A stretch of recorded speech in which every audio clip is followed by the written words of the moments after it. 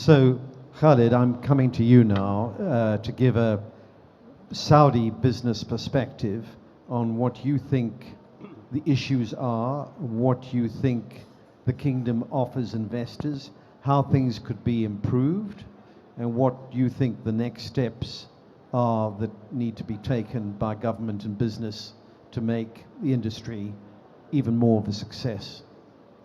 Peter, first, thank you. And of course, thanks to our Excellency, Deputy Minister Zamil.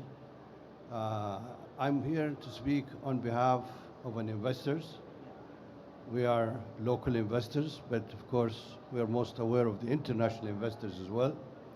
An investor needs peace and needs a clear way to know where he's going, a direct way that he knows at the end of the day he's going to succeed. Saudi Arabia can give all of that and more. I've shown in the past 5 to 6 years is a total different than what we had before. It's really, I've been through this for the last 44 years, dealing with all the ministries in this country, and I can tell you for a fact that in the last 5, 6 years, it has changed. And the last 1 year here, after implementing most of the laws that has been come down, I think we are in a great hands. We are in a great success. I would like to add, being a citizen of Saudi Arabia and an investor, and talking on behalf of some of the investors, especially the middle class or the upper middle class. Of course, we talked, Peter, about the one-stop station. This is the most important thing for a guy that is coming from Canada, from South Africa, from many of the other nations that he wants to do business. He is good in mining. He doesn't know all the details that have to be done. You have to clear it. You have to iron it out for him and tell him, here it is. Go and get to work. Put your money, bring your know-how.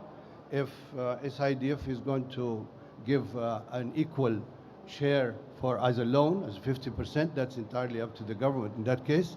But definitely, we are new in this business, but the world is not new in this business. We talked about that.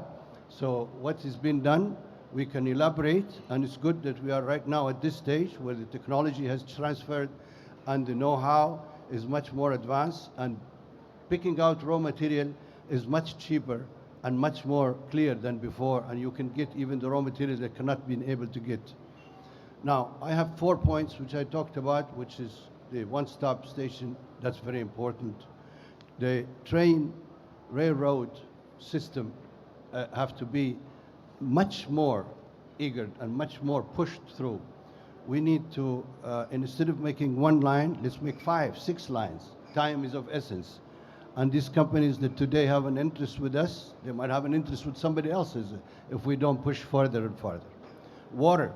Water, yes, we are not a river country. We don't have lots of rivers, but we have desalination plants that produce water at the end that then it goes through a sewage system, and that water, some of it is dumped. We can take advantage of this water and sweeten the deals for these companies and say, come, we can give you water, and this water is much more clear than even the river waters. Last but not least, energy, gas. We have lots of gas. We can take advantage of it, clean gas, clean energy, and also some of the environmental clean energy, whether it's wind or the sun. That's my hope. I would love to see this happen in the next 3 to 5 years. We need to push. We have a lot of young people that needs to work, and going downstream is the success of all. Thank you. Thank you very much. So, Klaus,